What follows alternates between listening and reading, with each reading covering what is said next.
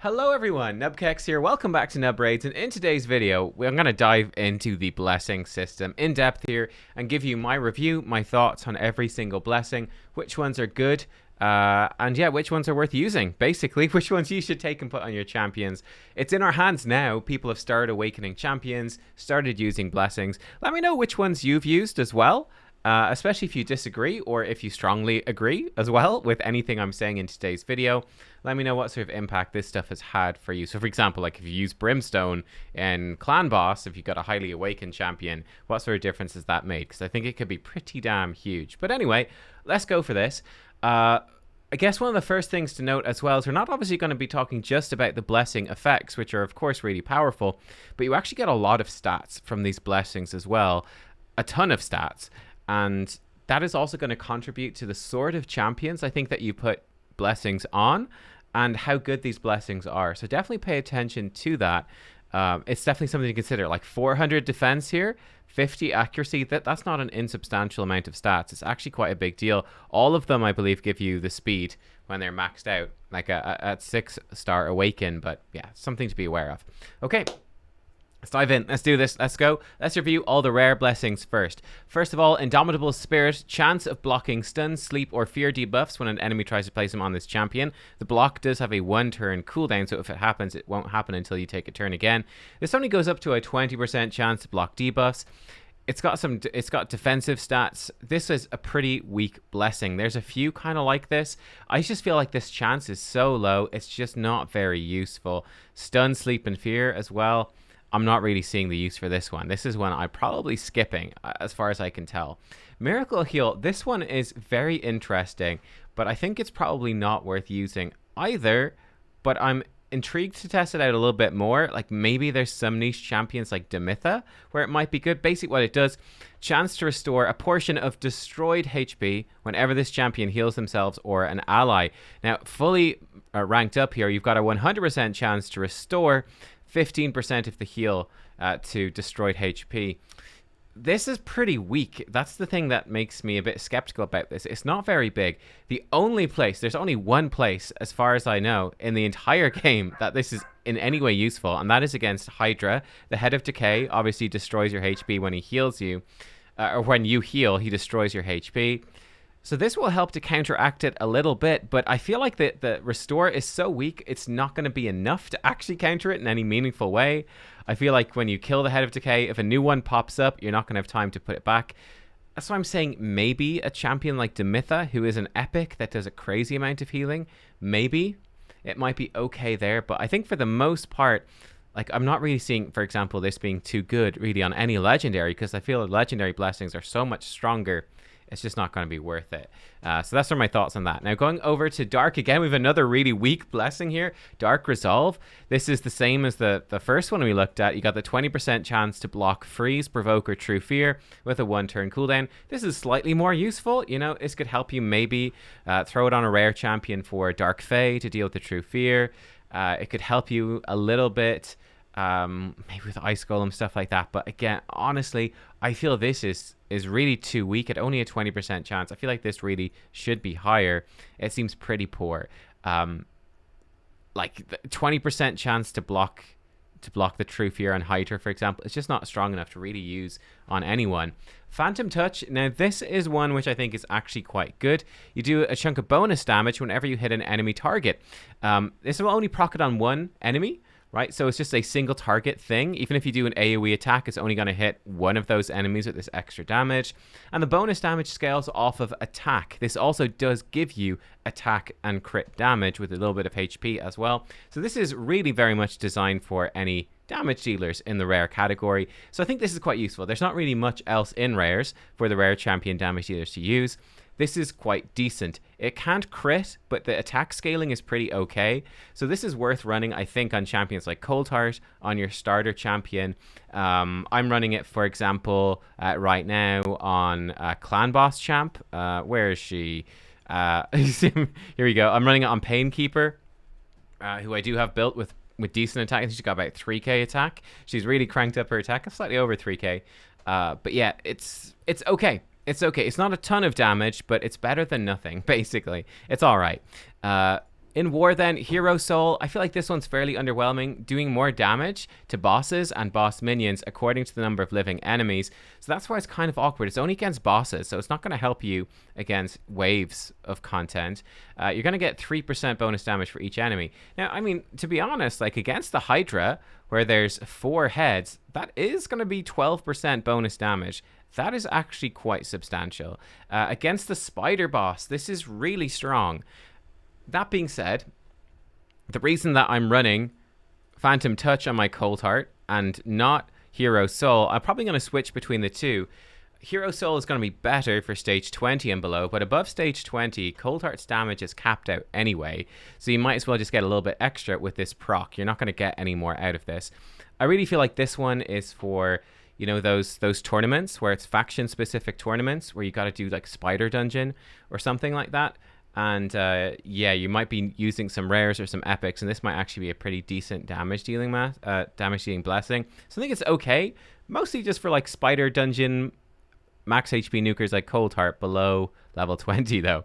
Faultless Defense I think is actually okay as well. This is a good option for a defensive blessing for rares. You take less damage from multi-hit skills. The damage reduction scales them with each additional hit. So you take full damage on the first hit, then the second hit, like if they've got a double hitter, the second hit's going to hit for less. If they have a triple hitter, the third hit will hit for less. It's actually 35% damage reduction per hit. So that's not too bad, you know, against a double hitter. It's an okay chunk of damage off it. Against a triple hitter, it's quite a nice chunk of damage off of that. So it's not too bad. It gives you some nice defensive stats as well. I think it's okay. And then I think we've got probably one of the better rare blessings here.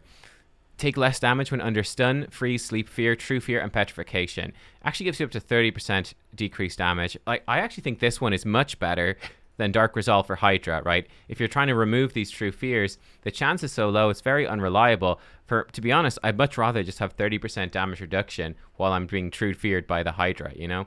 So I think that's a little bit better. It's useful as well against, you know, it's good against like the Ice Spider boss in Doom Tower that can freeze you. So this one's not too bad. It's a good defensive mastery too.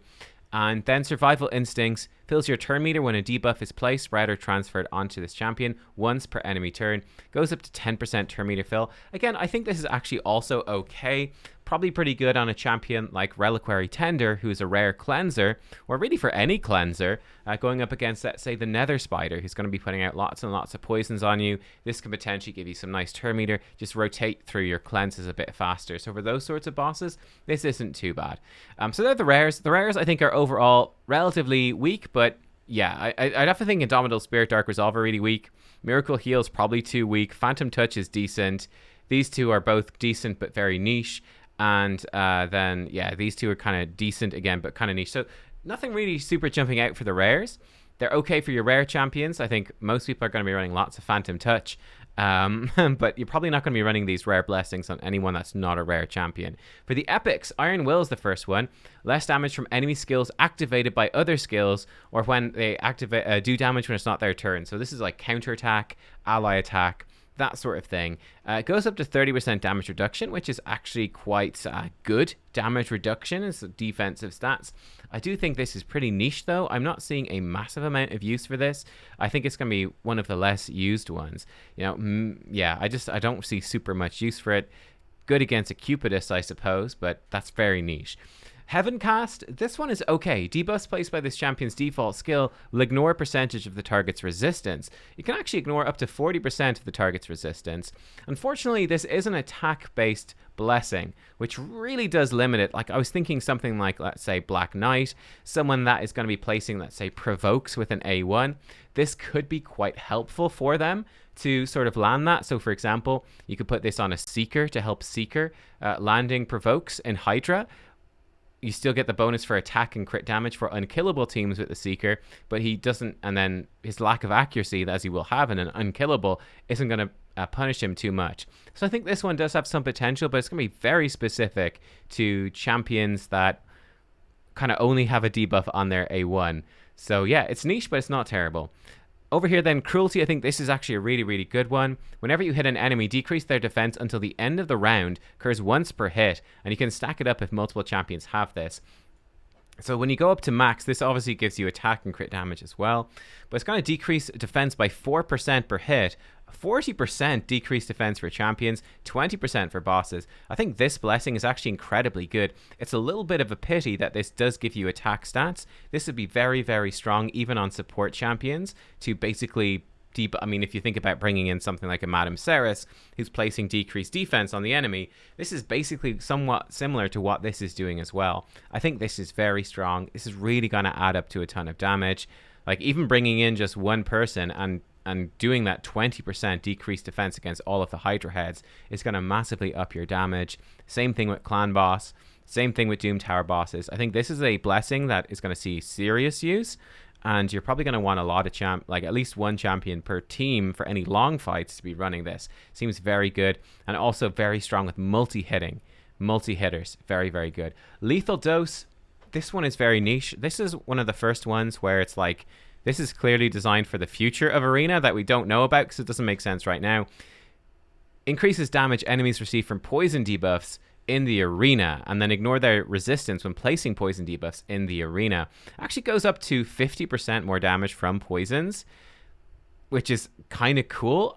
I'm not sure what happens if you can, like, what happens if you put in 4 champions with this? Is it going to give you 200% increased poison damage in the arena? Like, maybe. So this might actually be extremely strong to make a poison team really good. Like, who knew Gerda Bogbrew is actually OP? Perhaps with this and ignoring resistance to place those poisons could quite possibly be true. So this is one to watch. It seems a bit weird right now because poisons are not in the meta at all, but this might actually be really good. It's one to watch. It's one to watch for sure. And there's others that are kind of like this. Commanding Presence is up next. This one gives you just like a bunch of HP and resistance. So this is a very sort of bland aura. It's going to improve the power of your aura. 35% bonus to your aura. This is just a great filler mastery. This is going to be one that's, again, worth having like for every faction war team pretty much if you don't have the legendary version. It's just a really good solid aura to have in each faction, to have for Doom Tower secret rooms. That can add up to a decent chunk of extra accuracy or resistance or HP or speed. So this is quite good. Like, that can be a lot of speed in Arena. So yeah, I think this is a good solid blessing. I feel like this sort of the filler blessing. I feel like the defensive blessings in epics are quite weak. We've got some good offensive ones, but the defensive ones are pretty poor. So this is sort of like your default defensive one. It's like, oh, I've got this defensive supporty type champion. What do I do with them? I guess I'll give them this because the stats are fine and we want someone in it. So yeah. Chainbreaker, this feels a bit weak to me. At the start of your turn, a chance to remove any stun, free, sleep, basically any of these debuffs. Now, the problem is it's only a 15% chance to remove those debuffs fully awakened, which is just way too low, I think. It's just a very low chance, and that has a 3-turn cooldown as well, which I think is pretty rough. Now, it will give you some turn meter, but it's only a 25% chance to get 10% turn meter. I just feel like this blessing is very, very undertuned, and it's just not worth really taking at all. It just seems very poor, to be honest. I just don't really massively see the benefit. The cooldown and the chances just seem too low. Over in Chaos then, Crushing Rend. This one is incredibly good, but it really depends on the High Awakening bonus for the most part. This allows you to ignore some of the target's defense.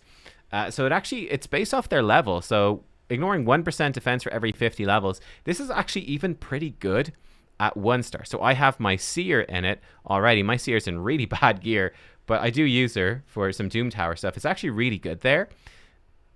Going up against Doom Tower waves, they're easily going to be like level 200 to even 300. Like Hydra heads, for example, are like 310 or something, you know, as well. So you could be getting, just with level 1, 4 to maybe even 6% ignore defense with just level 1 of this, which is very good, but it's only the first hit in each round. So not good at level 1 against something like Hydra, but it's going to be extremely good at level 6 against Hydra. Extremely good, like crazy. But this is great for a champion like Seer, who's just going to one-shot people every round. So for your wave clear champions, actually very strong, and it just gets stronger and stronger. Now, where it gets really good is at 6-star, where every hit ignores a percentage of the target's defense.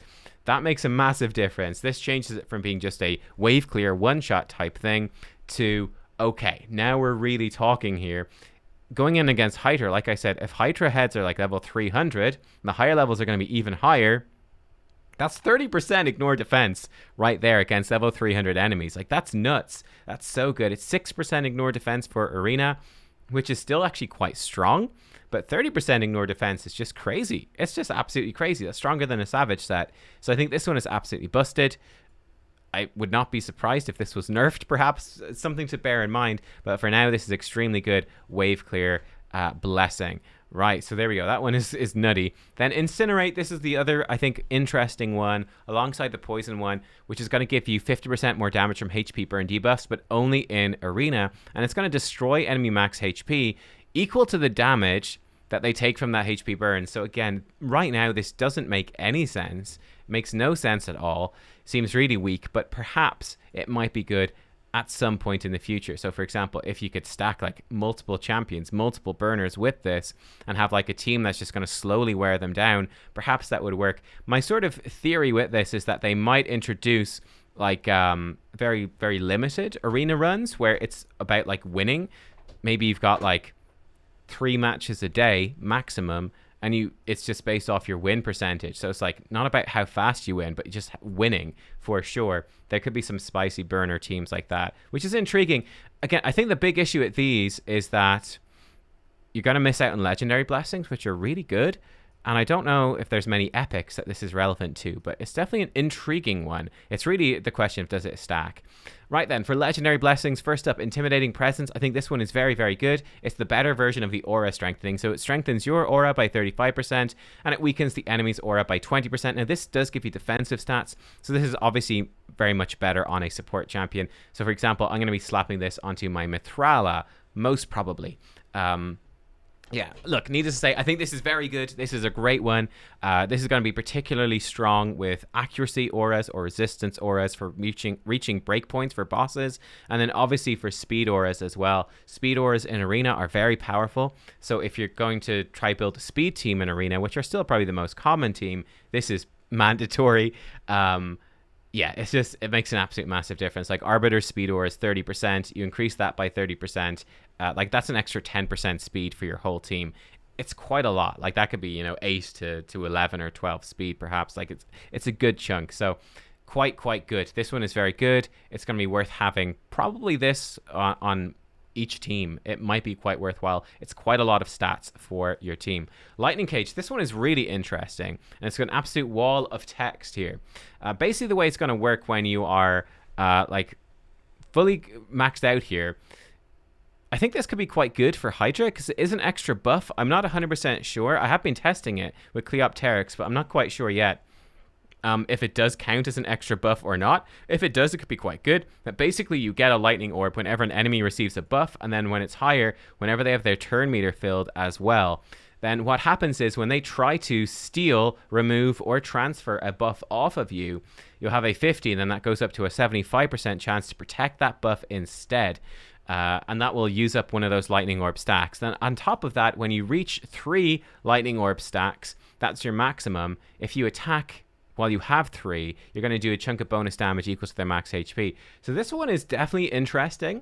I was trying out some pretty funky stuff with like a Hydra team with no block buffs, where you would actually get, even at level 1, where you only get lightning orbs from buffs. Whoops, excuse me. You could get quite a few buff lightning orb stacks from that, and it's okay. It adds a little bit of damage. This is an attack-based mastery. I think this is clearly going to be the strongest in something like Arena. Like in Doom Tower waves and wave-based content, you're typically trying to control the waves, so they shouldn't be getting really buffs or turn meter very much.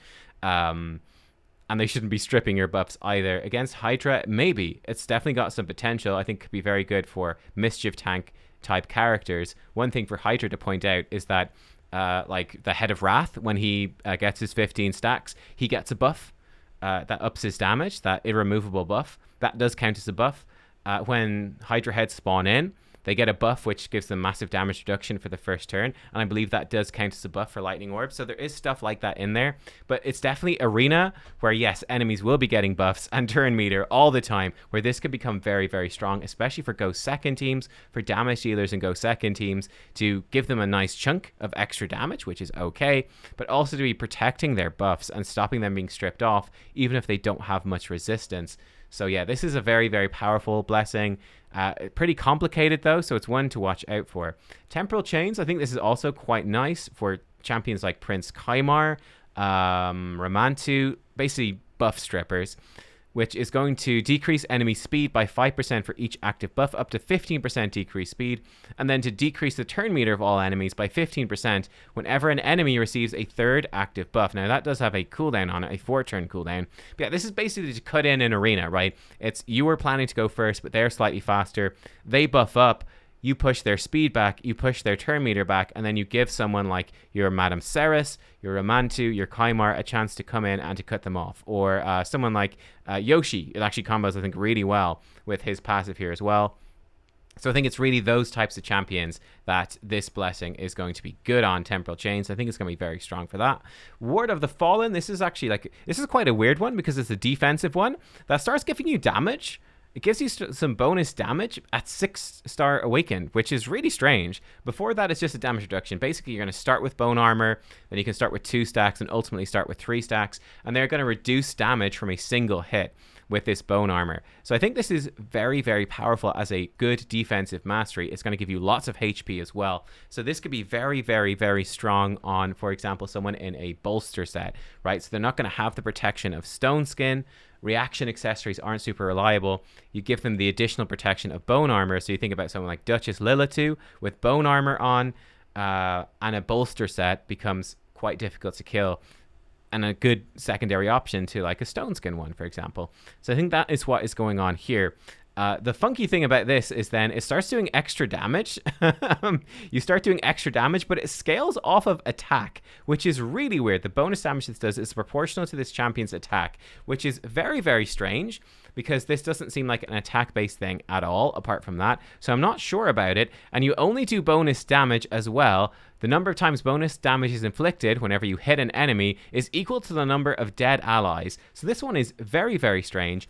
I really do think that you're not really building this for the damage, but rather that the bonus damage is going to give you back more Bone Armor. So again, I think it's really designed for those high HP reviver type champions with bolster. So I'm thinking about, I'm thinking like Raka, I'm thinking Duchess, Sifi perhaps. Champions like that, I think this could be really good, where while they're waiting for their revive to come off cooldown, they're just giving themselves more Bone Armor and it's being more difficult to kill, and the damage is something you ignore. For War then, Life Harvest, this is again another one of those weird ones. Very like the Incinerate, where it might be good, but I'm not seeing it quite yet, where you destroy a portion of revived enemies' max HP whenever they are revived. So you can destroy their max HP by 20% and then feel your turn meter when they're revived as well. I think the interesting thing about this could be if you run multiple champions with it. Like if you've got 4 champions with this and they revive, you destroy their max HP by 20%. I don't know what happens if you've got 5, like you're in Doom Tower against like the Sifi wave, the Sifi Rotos waves, and you've got 5 legendaries with this.